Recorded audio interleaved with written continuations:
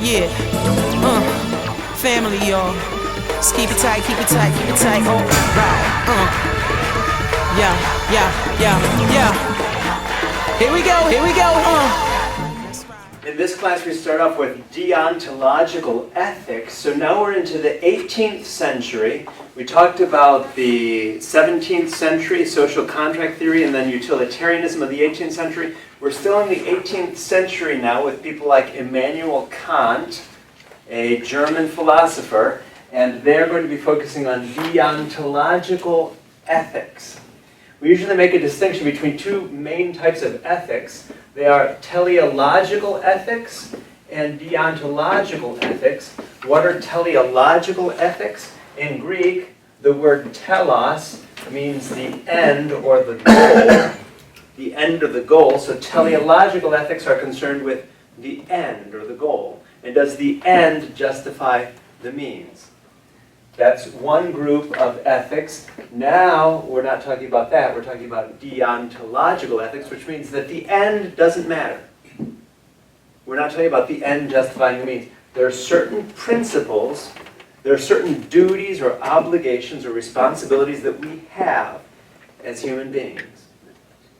So we're not talking about the consequence of our actions. We're talking about what we are obligated to do.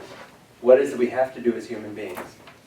So deontological ethics focus on duty, responsibility, and obligation. The root of the word deon in Greek means that which is binding.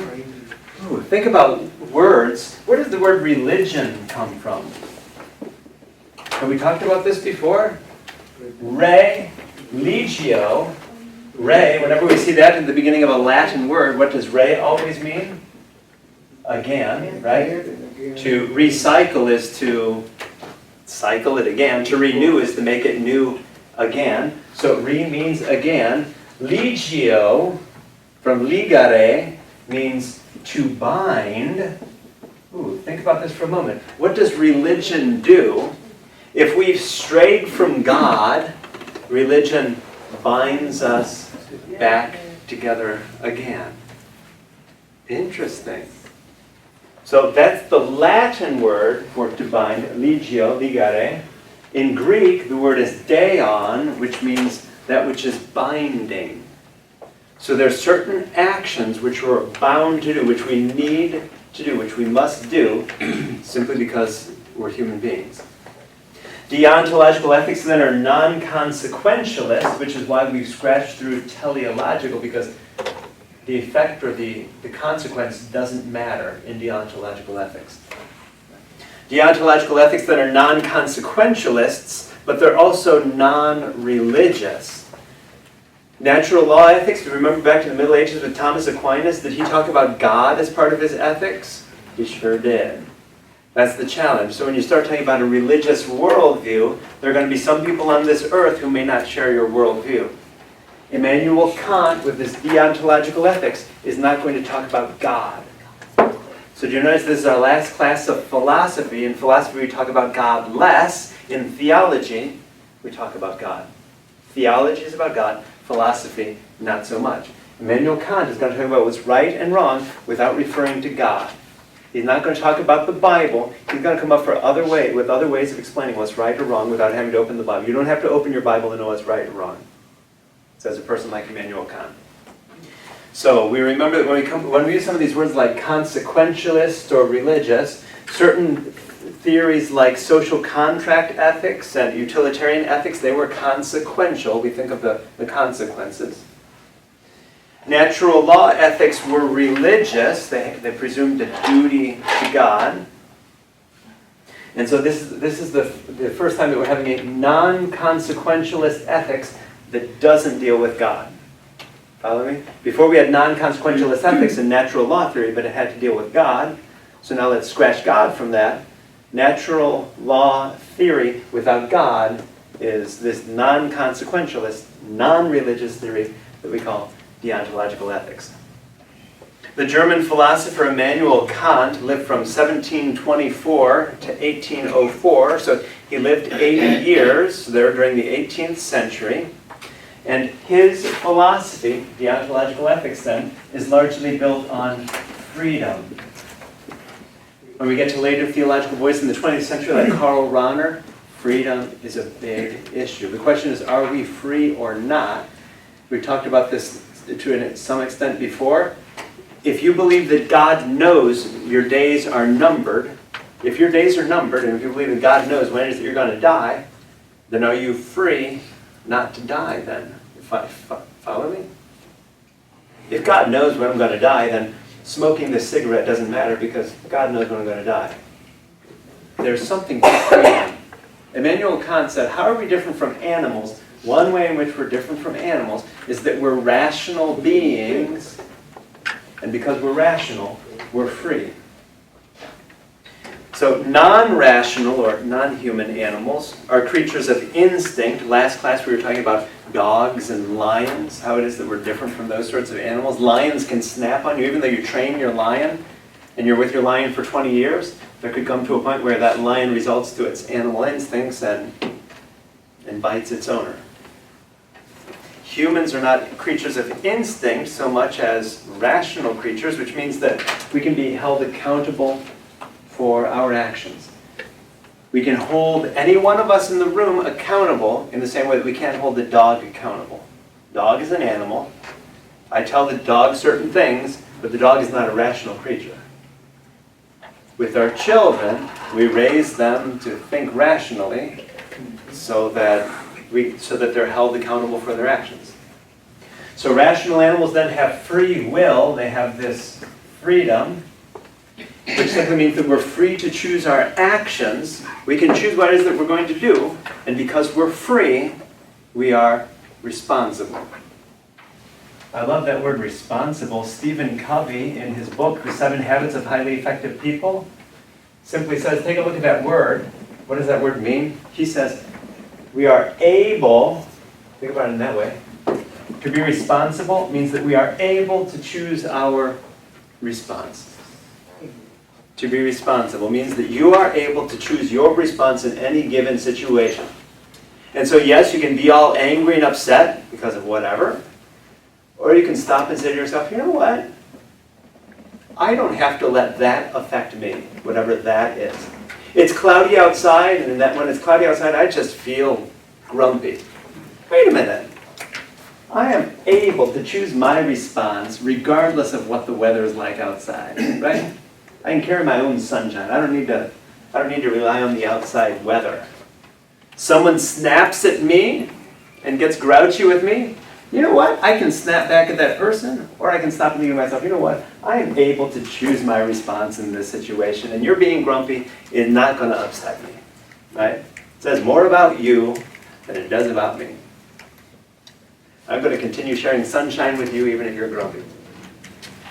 Responsible adults, then we're able to choose our response. We are free, which simply means that we can be accountable for our actions. Whatever I did today and yesterday, this past week, this last year, during my life, I'm responsible. Immanuel Kant talks about 2 different types of commands. The word that he uses is imperative. An imperative is something that you have to do. So he talks about 2 types of imperatives. One is a hypothetical imperative, which is a possible action as a means of attaining something else. So that, for instance, if I say, you know, I should move to Alaska. Don't worry, I'm not moving to Alaska anytime soon. But if you were to say something similar to that, oh, I should go to the gym more often. I should stop smoking. All that's fine, but that is a hypothetical imperative. As one type of imperative, that you should do something. The examples that Mitsoni uses in his book is, I should move to Alaska, or I should learn to fly helicopters. I would use more concrete things like, I should go to church. I should stop eating this chocolate in my hand. You know, there are different concrete examples that we all have every day, right?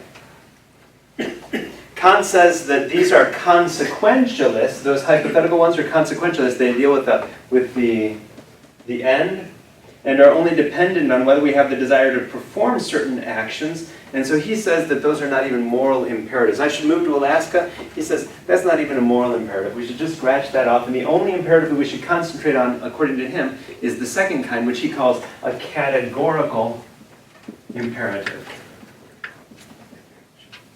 So the question arises, what is the second category of imperative called the categorical imperative?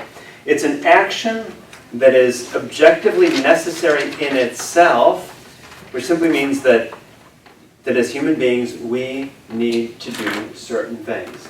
There are a few categorical imperatives that we absolutely have to do. Moving to Alaska is not a categorical imperative. It's not something I have to do.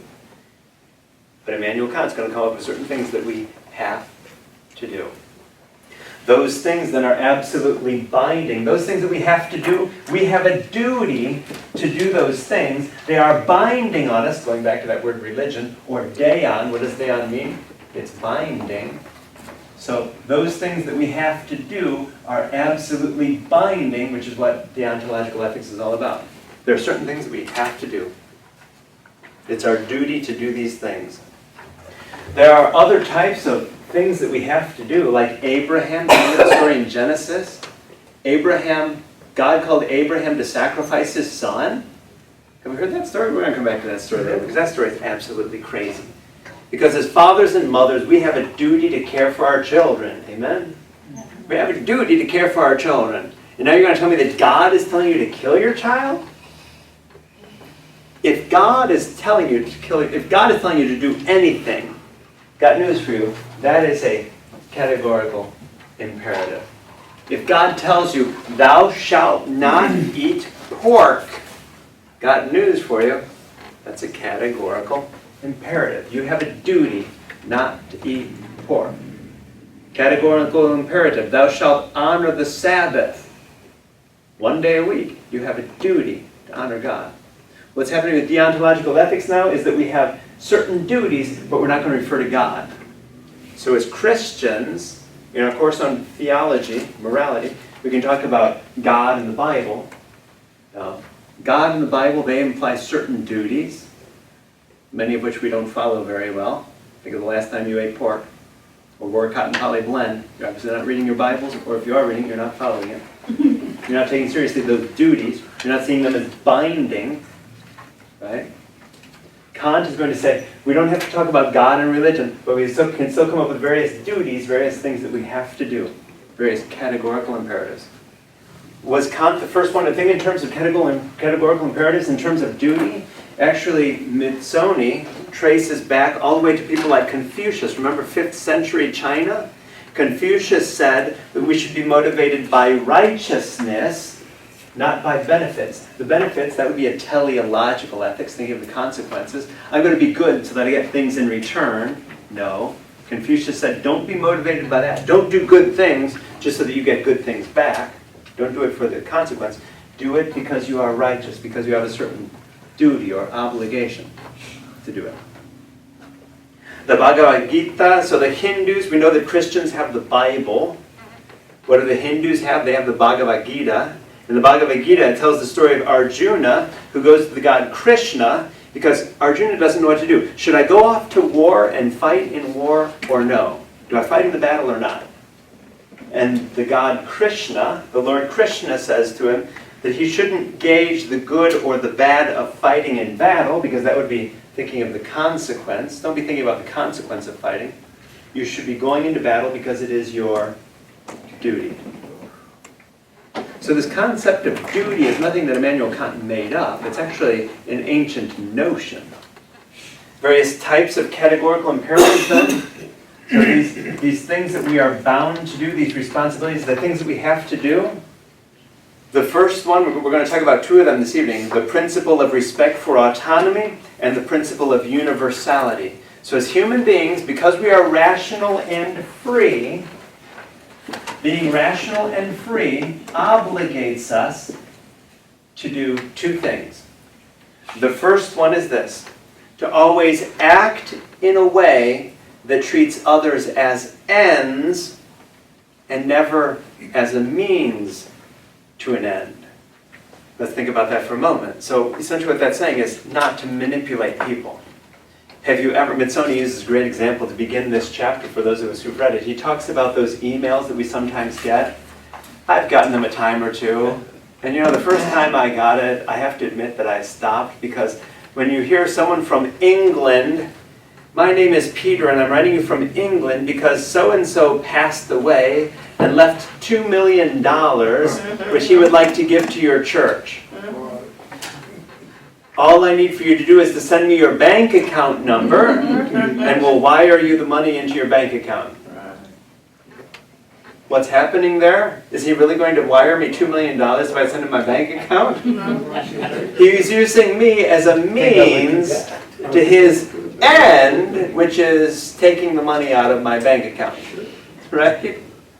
So the principle of respect for autonomy then says, wait a minute, don't treat people as means to your ends. I'm going to do something so that I get a certain something, whatever that is. I'm going to be nice to that person so that that person does whatever. No, don't treat people as means to your end. We do that to our children, don't we? Say how, because we do. So give us an My example. granddaughter, she misbehaves sometimes at school, she talks. If you behave the rest of the week, you can come spend the weekend with grandma. Or I'll take you to Schlotchkie's. Okay, so how are we treating people as means or as an end in that situation? What is your means or what is your end? The end is that she behaves. Another example might be, for instance, treating a person as a means to an end. I really like Dulce, but the only reason I'm being nice to Dulce is so that she continues to come and clean my house every week. I'm making that up, but you follow me? It's sort of treating her as a means to an end. Really what I want is a clean house, but it's treating a person as a means to an end. You follow me? See the danger that we have when it comes to things like this, right? When we start treating people as a means to an end. Manipulation can be to benefit you instead of the person. There you go. When it benefits the person, I think it's okay. That's why I think we have to be very careful about that line, right? So there's not manipulating the other person. It's respecting that person's free will. Their free will and their autonomy. Now, if Dulce wants to come every week and spend 6 hours a week, that's great, but there shouldn't be any manipulation involved in that. Follow me? So treating people as a means, according to Manuel Kant, that's bad. Manipulating people, bad. As human beings, we need to respect the freedom of others, and the way to do that is to treat them as ends, not as means. So, respect people as beings with dignity and moral status. Don't use or manipulate them. Martin Buber, Mitsoni draws in Martin Buber. Have we heard his name before? Martin Buber died this last century. So for those of us who were born before 1965, you were alive when Martin Buber was alive. What were some of the things that Martin Buber talked about? Martin Buber talked about the I-thou relationship and the I-it relationship. What's the difference? Thou is a fancy word for what? Thou is a fancy word for you. If we think of the Our Father who art in heaven, hallowed be thy name, thy kingdom come, thy will be done. That's Old English. That's sort of like the King James Bible way of saying you. So there's an I-you relationship and an I-it relationship. So what's important here is that we treat other people like people. That I treat that other person like a you, rather than as an object, like an it. If I treat a person a certain way just as a means to an end, then I'm treating that person as an object. How interesting. We're going to come back to the issue of abortion later this evening, because in the case of abortion, the mother who has that being in her womb, the question is, does she have a relationship to that? Is it for that mother a you, another being, or is it an it, an object? Let's come back to that. So Martin Buber then has this concept of the I-thou relationship or the I-it relationship, which simply makes all of us stop and think, how are we treating other people? An I-thou relationship is with other persons and shows our respect for that person. An I-it relationship are with objects that are not necessarily deserving of our respect. An I-it relationship, this book is an it. And it is on the table. Do I treat people like I treat other objects? A modern analogy would be the concept of voluntary informed consent. So universities are very big on this, and they get hung up on this, so that, for instance, when you're doing doctoral research, or even for research for other degrees, they talk about voluntary informed consent, which simply means that when you're trying to get people to participate in your studies, imagine for a moment that you're in a psychology class and you want to do a certain psychology experiment. That's okay, so long as those persons are giving you their voluntary informed consent. Or say you're a doctor and you want to do a medical experiment. You want to experiment with this drug that you just created. Okay? You need their voluntary informed consent. Which means what? Voluntary means that they are free to participate in this or not. You're not forcing them to do a thing. We'd like to do a study of this investigational medication, which may be to cure cancer, right? Okay, wait a minute. Before you get involved, it's voluntary. There's no one forcing you to participate in this. But the notion of consent then implies that we've told them possible consequences, right? Some people who've taken this blue pill have died. Just want to be honest with you up front, right? Other people seem to have experienced good effects. So informed voluntary consent simply means that we're simply putting it all out there. When I did my doctoral research, it was like an 8-page survey for people to fill out. But before you filled out that survey, you had to sign at the bottom of the first page this long. There was all this language talking about how it is that if any time during the survey you want to stop, you are free to stop at any time. What are the consequences of this survey? Okay, it'll be used as part of a research project. There's nothing that you'll get in return. There's no reward or anything that you'll get for completing the survey. So that a person knows in advance before doing something what it is that he or she should do, so that he or she is free to do it or not. That's respecting the freedom of other people, and it gives them the information they need to be able to choose their own action. I've invented this medication for cancer. I'm looking for people to try it. I'll tell you the good and the bad about it, but at the end of the day, you have to be the one to decide. That's respecting the freedom of other rational beings. It's treating them like a you rather than as a means to an end. Okay, I need to find 500 people to experiment with this blue pill. Ooh, that would be treating people as a means to an end. So that's one categorical imperative. One duty that we have is to treat other people as ends and never as a means to an end. Number two, the second categorical imperative, the second duty that we have as human beings is the principle of universality. And that is that each of us has personal rules that we follow in our own life. The question is that rule something that you would want other people to follow as well? So the principle of universality states, act only from those personal rules that you can at the same time will to be universal moral laws. So if I'm going to do something, I'm going to tell a white lie. Is that something that I would will other people to do? Would I want other people to lie to me? And so it seems that I have a duty to do those things that I wouldn't want everyone else in the world to do. Later we're going to talk about alcohol, fetal alcohol syndrome. Have we heard of that before? When a pregnant mother drinks alcohol, there's a risk that it will affect the fetus in an adverse way. That's fetal alcohol syndrome. If I am the pregnant woman with the martini in my hand, would I have wanted my mother, when I was in her womb, to have taken that drink? How's that? That's the principle of universality. Whatever I'm doing, Would I wish that everyone else in the world were able to do that too? Would I want them to do that? Would I want my mother to be drinking that 12-pack of beer with me in her womb? Then probably time for me to put down that 12-pack.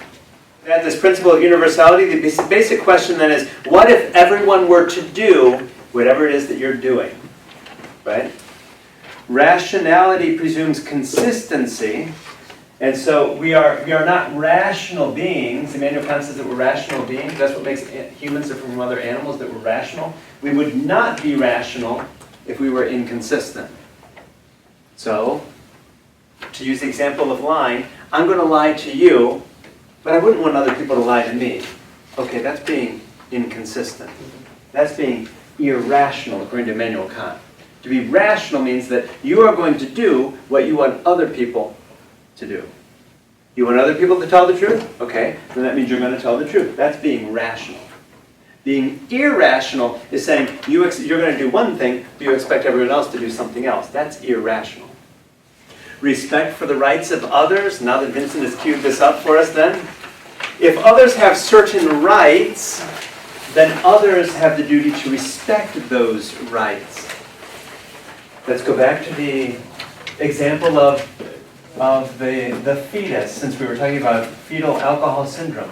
If that fetus has certain rights, instead of thinking of it as an object, if you start thinking of it as a person with rights, then suddenly we have a certain duty to respect those rights of that person. So that deontological ethics is very interesting. It's very unique in that it has a place for moral rights. Because if someone in this room has a certain right, then the rest of us have an obligation to respect that right. Deacon Cleophas, if Deacon Cleophas has the right to be heard, then what does that mean for the rest of us? We have a duty to listen. If Sierra has a right to be respected in this room, what does that mean for the rest of us? We have a duty to respect her. So deontological ethics ties duties with rights. Because if a person has a right, then the rest of us have a certain duty with respect to that right.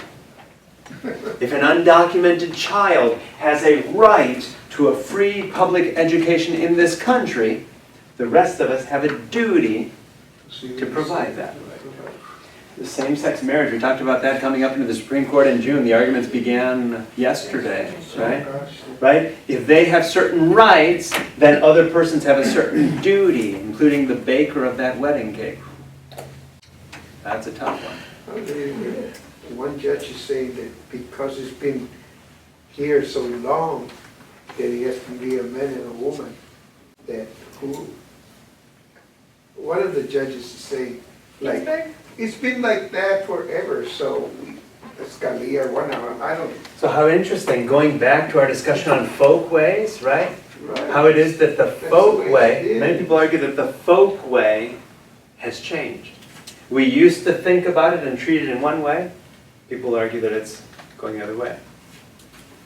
Judge Roberts, what was his argument yesterday? He said it's not about sexuality at all, it's about gender. This person is being discriminated against because of his or her gender. Wow. Think about that for a moment. That's an argument that we haven't seen in a long time. So what did he say? He used the actual names, Joe and Susie. If Joe and Susie come to the baker, then the baker bakes the cake. If Joe and Steve come, the baker doesn't bake the cake. He's discriminating against him because of his gender, said Judge Roberts. We'll see how it all plays out in June.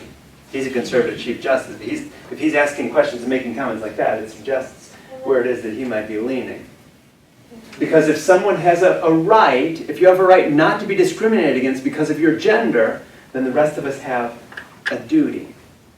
Remember women, the issue of equal pay? We talked about how it is that women are currently receiving an average of 71 cents on the dollar for what a man is making. Wait a minute. If a woman has a right to equal pay, what does that mean for the rest of us? We have a duty to pay them an equal wage. That's why fighting for rights is so important, because the rights and the duty. Because why do we fight for rights? Because once a person has a right, and once we recognize it, Once it's legitimate, the rest of us have a duty.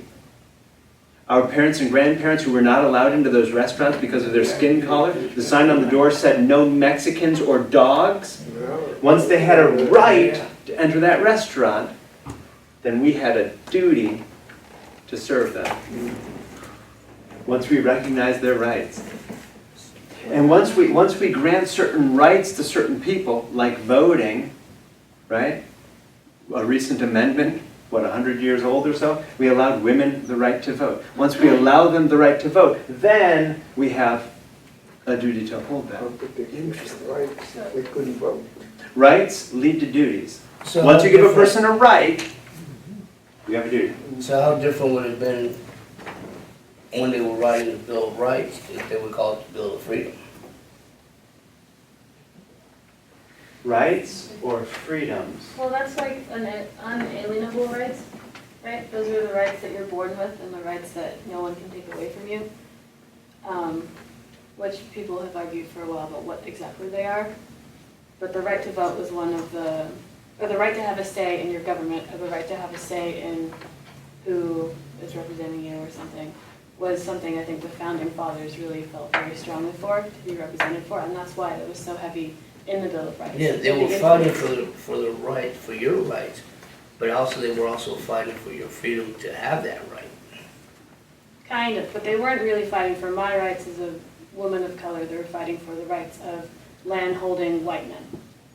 Yeah, that was at that time. Technically. Now that times have changed, we are fighting now for the freedom or the right to serve, like Judge Robert said, gender instead of man or woman.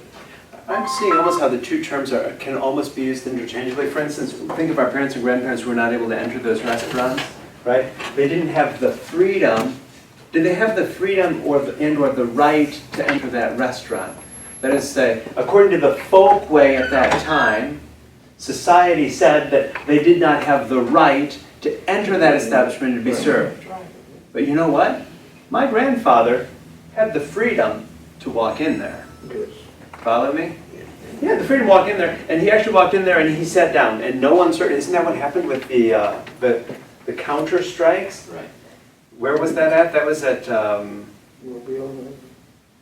remember downtown at 6th and Congress? Woolworths. Thank you. Oh, The Woolworths counter strike. What happened? People said, I may not have the right to be served yet, right? Because the folk way at that time was that if I am African American and I walk into a Woolworths, they will not serve me. But you know what? Just because I don't have the right to be served there yet, my right to be served is not recognized yet, I still have the freedom to sit in that chair, and I'm going to choose to sit in that chair, even if they don't serve me. So you're saying if we have the freedom to walk in there, or I have the freedom to be, if I have the freedom to walk in there, you're saying I have the freedom to be here. Can you say that? I am able to choose my response. So just because you tell me that I cannot sit, that I will not be served at a Woolworths, I can choose my response. My response may be not to walk into the Woolworths, or my response may be, you know what? I'm going to walk in and sit in that chair anyways. It takes some brave people to do that. So deontological ethics then are fascinating insofar as they're seen as universal. They have a place for human rights, and they're universal insofar as deontological ethics presume a duty for every person. They're presuming that all of us have a duty to do a certain thing. What are some of those duties? Kant distinguishes between different types of duties. For instance, he distinguishes between positive duties and negative duties. What's that? A positive duty is something that you need to do. A negative duty is something that you need to not do. Or to use biblical language, positive duties, thou shalt do something, right? Thou shalt honor thy mother and father. A negative duty, thou shalt not do something, right? Thou shalt not bear false witness. That's a negative duty. So far, so good? Another division of duties is duties to self versus duties to others. So I have certain duties or responsibilities to myself, things like developing my own talents or like not committing suicide. That's my duty to myself, not harming myself. I also have duties to other people, not harming them, not lying to them, helping them when I can. I have certain duties to other people. And then we have direct duties versus indirect duties. Follow this one down because this becomes fascinating. In a culture where we don't eat dogs, you need to know, for instance, in a place like China, they eat dogs. The question arises, why don't we eat dogs, a good source of meat, in the United States? It has to do with direct and indirect duties. Direct duties are the duties that we have to people. Indirect duties are the duties that we have because they relate to people. Like I have a certain duty to my neighbor's dog. In the United States of America, the folkway is such that we don't eat dogs. And so even though I'm hungry and don't have the money to be able to go down to H-E-B and to buy some chicken or some steak, I will not harm my neighbor's dog because indirectly that would be harming my neighbor. Even though I have a right to eat that dog. I don't have a right to eat that dog. Therein lies the question. Do you have a right to eat your neighbor's dogs?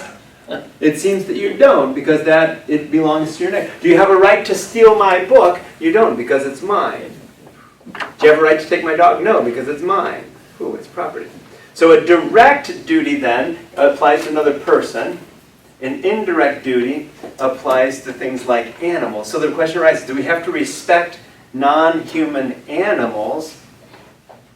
Kant was of the mind that other animals, we know that humans are animals, but other animals are not rational and are not autonomous, and so they can be used as a means to an end. Think about it for a moment. When was the last time that you ate an animal?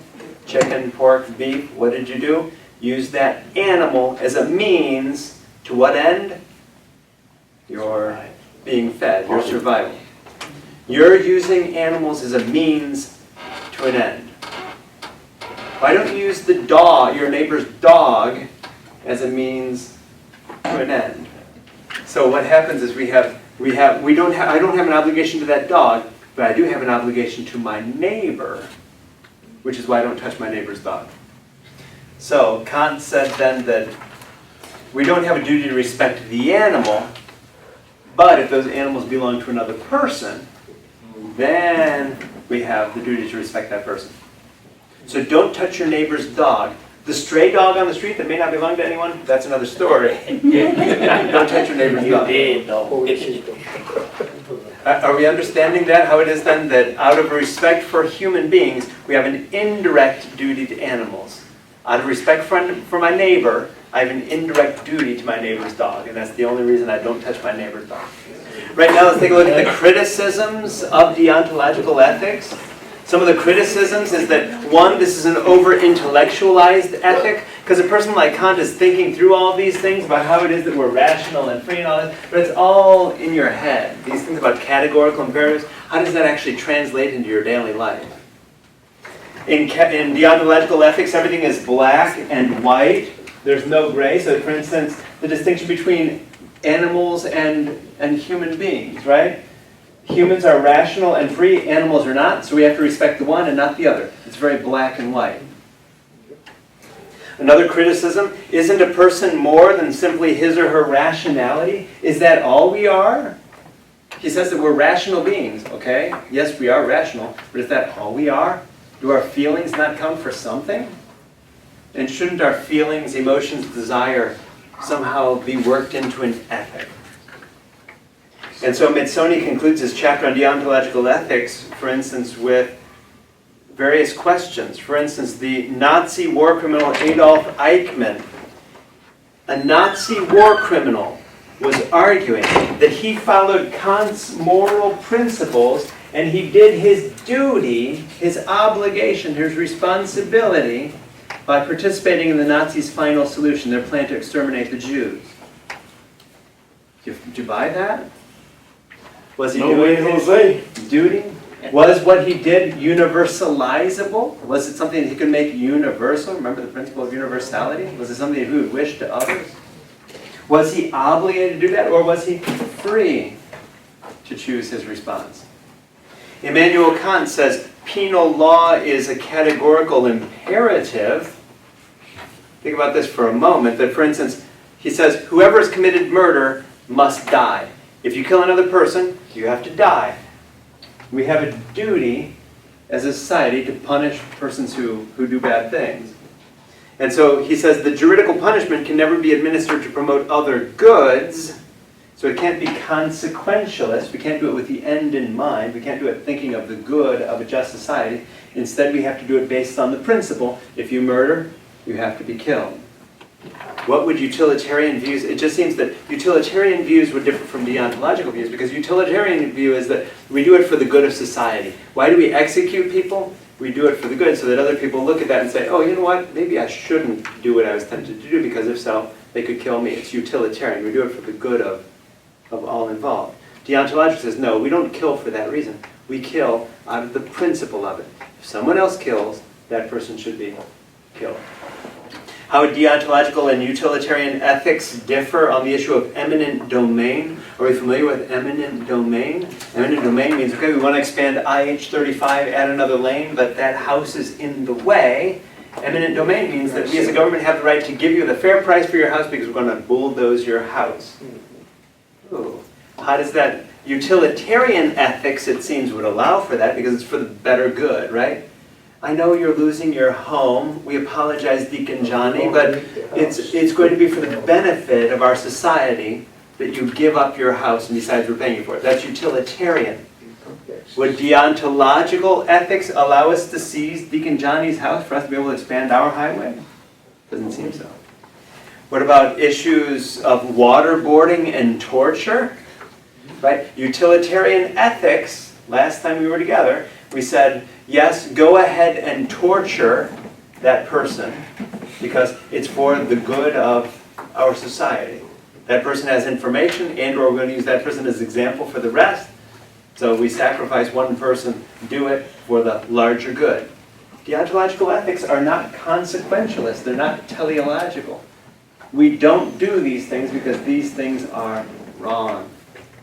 People have certain rights. We don't do certain things because they're wrong.